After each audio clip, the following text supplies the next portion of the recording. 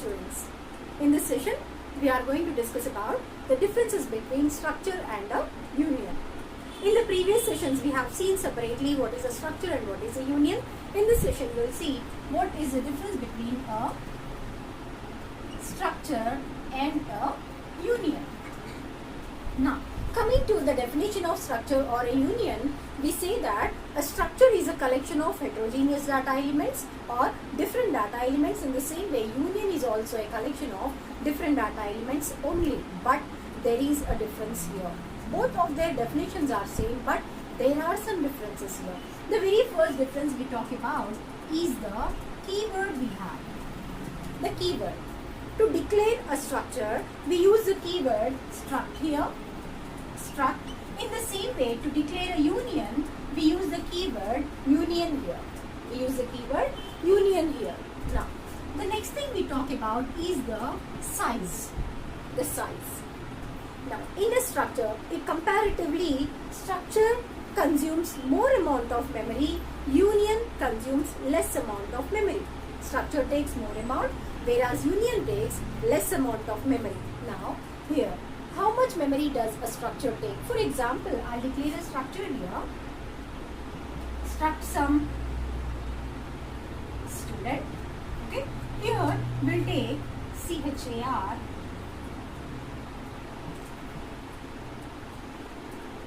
some float fees and int roll number. Okay. And we'll declare some variable here. Now, how much amount of memory is it holding? For example, I have two variables here, S and Z.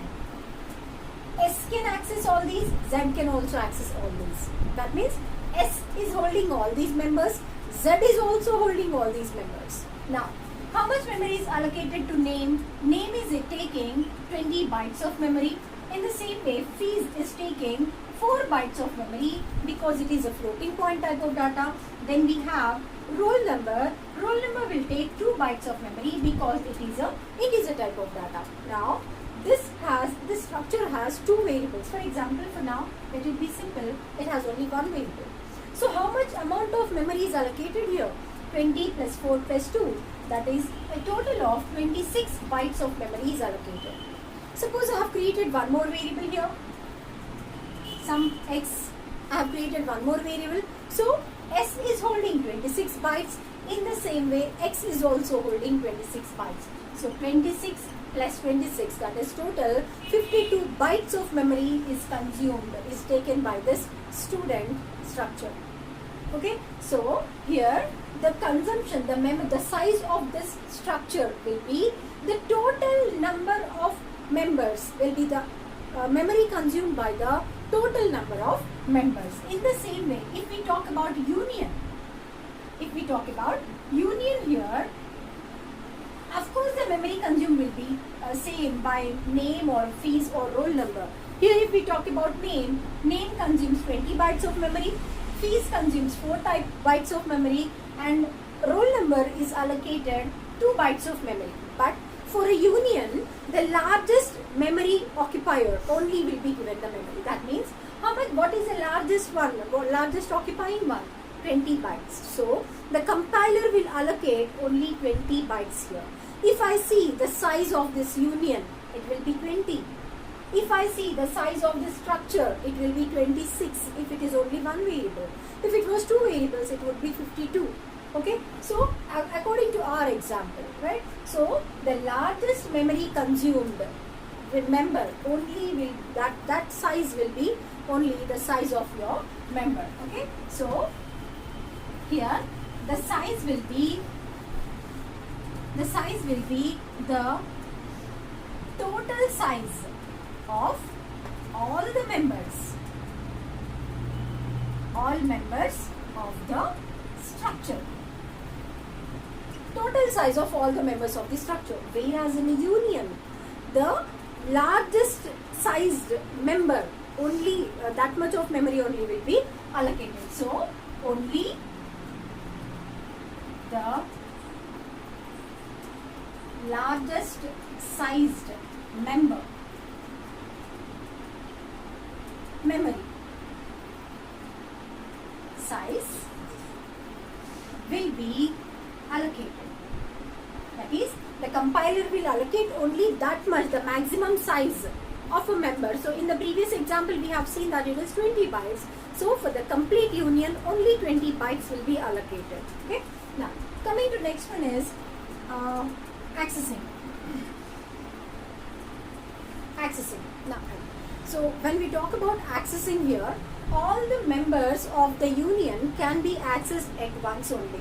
That means, suppose I have a set of members here in a structure, for example, S name, roll number and fees.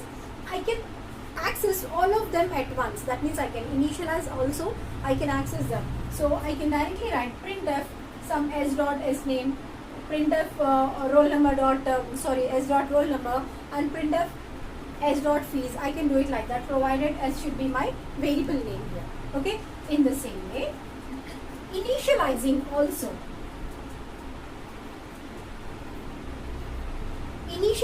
also can be done all at a time only. So here accessing all the members of the structure can be accessed at a time. Same thing with initializing also.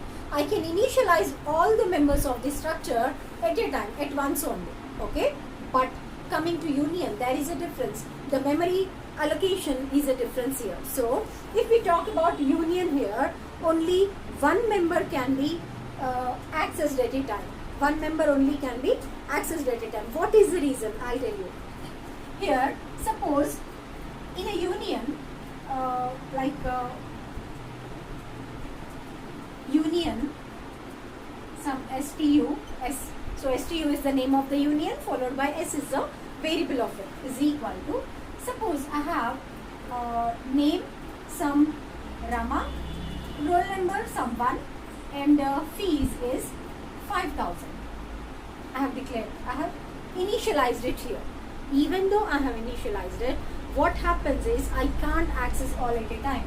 I can't give it like this. So I like printf s name is equal to percentile s dot s name, or printf roll number is equal to percentile d s dot rno, or printf fees is equal to percentile f s dot fees. I can't give it like this. Even though it will not give me an error, the output will be, for the first line, that is s name equal to, I'll get some garbage value, roll number, I'll get some garbage value, only fees will be displayed correct.